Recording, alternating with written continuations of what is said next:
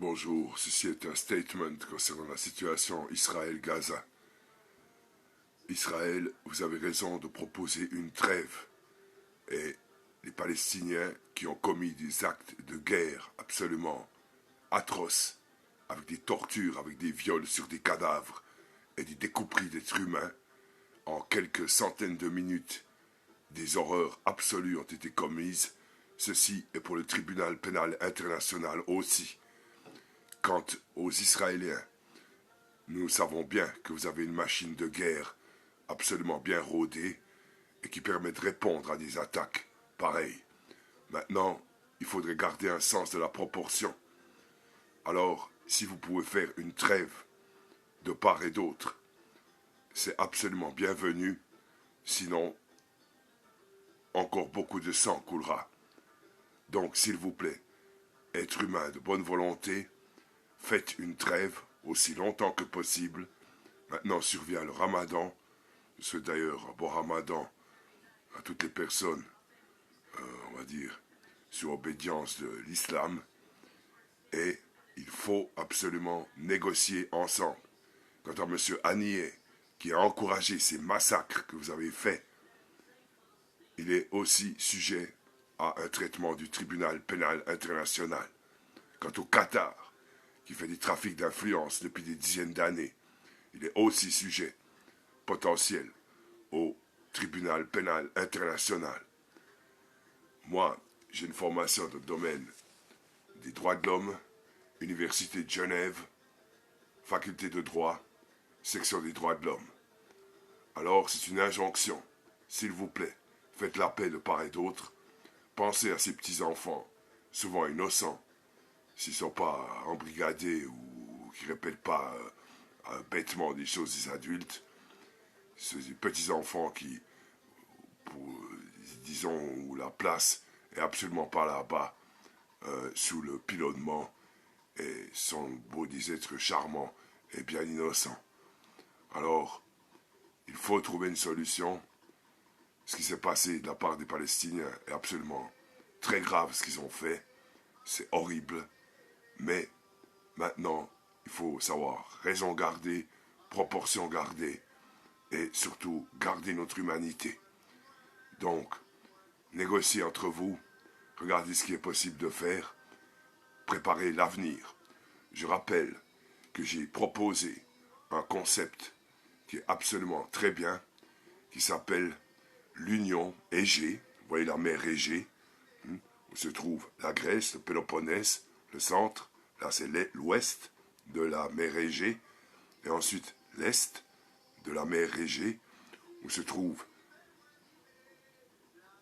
les pays que nous connaissons, à savoir le Liban, la Syrie, Israël, et jusqu'au sud, avec après plus tard l'Égypte.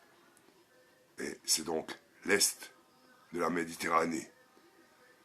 Et cette partie de la mer s'appelle la mer Égée, Aegean en grec, et l'Union Égée-Est, basée sur le concept aussi à l'époque de Nicolas Sarkozy de l'Union pour la Méditerranée. Et la même chose aussi j'ai proposé pour le côté adriatique, où il y a l'Italie, n'est-ce pas?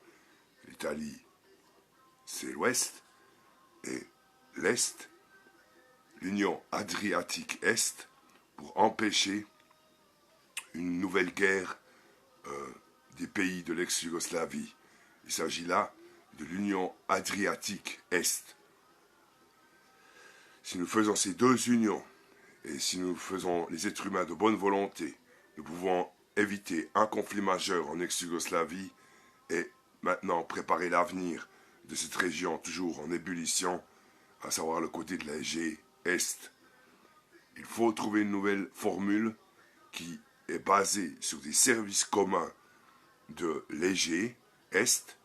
Prenez par exemple la gestion de l'eau pour l'agriculture. Si nous trouvons une nouvelle formule avec des services communs qui permet de mieux organiser la vie des gens, alors peut-être quelque chose de nouveau peut apparaître, de positif. Maintenant, pour ce qui est des Palestiniens, il faut arrêter de psychoter et puis de toujours venir avec la Nakba, la Nakba. Vous savez, Ce sont des gens anciens, des années 20 à 30, pendant la Deuxième Guerre mondiale, qui préparaient déjà cela. Il y a eu la déclaration Balfour, qui voulait donner un État aux personnes juives, parce qu'ils étaient massacrés partout déjà. Il n'y a pas eu que la Deuxième Guerre mondiale où ils ont été massacrés. Auparavant aussi, ils ont été chassés plusieurs fois d'Europe. Et c'est une façon d'avoir, comment dire en français, d'avoir un bouc émissaire, une tête de turc. C'est-à-dire, vous savez, quelqu'un sur qui on place, dire voilà, la faute c'est à celui-là. Pour l'instant, occupez-vous pas de mes affaires.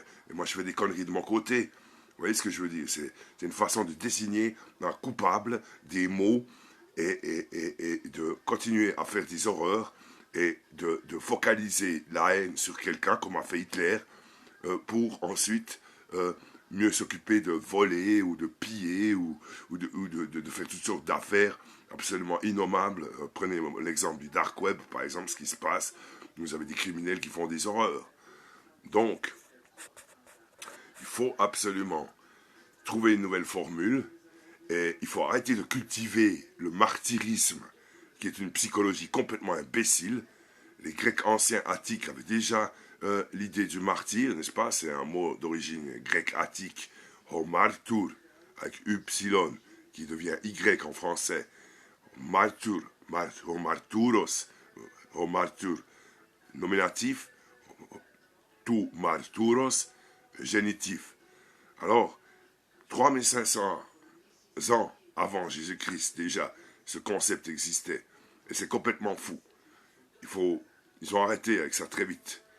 De mourir en martyr, le djihad, ça n'existe pas. Une guerre sainte, ça n'existe pas. Une guerre, c'est jamais sain. Une guerre, c'est l'horreur, la misère et le sang, le vide, la mort et les ondes noires. Et c'est ça qu'ils veulent, certains. Et c'est une psychologie absolument démentielle à combattre de tout point de vue, déjà soi-même, se soigner soi-même et aller vers quelque chose de plus lumineux, de plus solaire, ou dit Svan, mais les anciens Grecs disaient Hélios. Hélios est le nom antique du soleil. Svan, ça c'est en arabe. Et faut arrêter de religieuser votre esprit tout le temps. Dire faire comme ci, faire comme ça, puis ça, etc. Mais sentez-vous libre, sentez-vous humain, sentez-vous positif.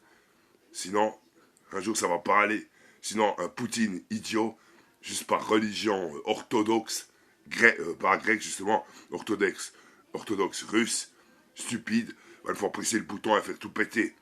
Donc il faut pas faire ça. Il faut se sentir libre. Freedom, comme disait le président Reagan. Freedom. Vous comprenez ce que je veux dire?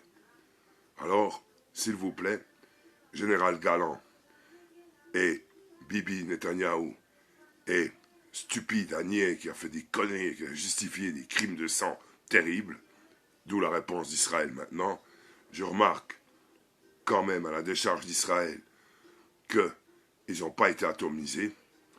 Ils auraient pu très facilement presser le bouton et se débarrasser du problème une fois pour toutes, même avec les otages dedans. Ça aurait été horrible, mais ça aurait été possible.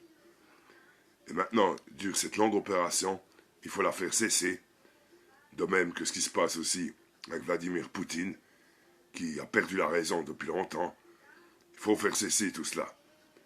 Écoutez-moi bien. Le président Reagan disait « We are armed because we mistrust each other. » Nous sommes armés parce que nous ne nous faisons pas confiance. Et c'est une histoire de tolérance, une histoire d'accepter autrui. Maintenant, Gaza est dans un étau depuis longtemps, avec peu d'arbres, peu de surface agricole à cultiver, des bâtiments bétonnés partout. Je rappelle l'assassinat de ministre de Gaza de l'époque, enfin de cette famille constructrice qui construisait tous les bâtiments. Comment il s'appelait déjà? Un monsieur qui a été explosé là, dans un cratère gigantesque. Je ne me souviens plus le nom tout d'un coup. Et voilà, il faut trouver des solutions idéales, pratiques, concrètes, et qui amènent du positif à tout le monde. Alors, Israël, s'il vous plaît, maintenant vous avez fait beaucoup de morts aussi, il faut trouver de la bonne volonté, quelque chose qui amène du positif à tout le monde, de l'oxygène au mental, quelque chose de positif à amener. Donc, pause aussi longue que possible. 2, négocier. Après, vous trouverez les bonnes solutions. Alors, bonne chance. Et vu d'ici, croyez-moi, c'est terrible. On doit éviter de vomir presque tous les jours et ne sait plus quoi faire. Et les religions, vous voyez où ça mène. Au sang. Donc, les religions, c'est fais ceci, fais pas ça, fais ceci, fais cela. Alors, il faut trouver une autre façon de penser. Je répète, comme disait le président Reagan et des autres, ou M. Biden actuellement peut-être, the freedom avant tout. The freedom. Soi-même. Et Selbstverständlich. Soi-même et l'humain, l'homme. Imaginez chaque être humain, si ça peut vous aider à mieux penser, que vous êtes un astronaute, que vous avez un vaisseau spatial, que vous arrivez sur une planète où il n'y a peut-être pas trop de vie intelligente, mais il y a des ressources, et vous avez votre vaisseau, vos appareils, vos outils, vos supplies, de quoi survivre, etc.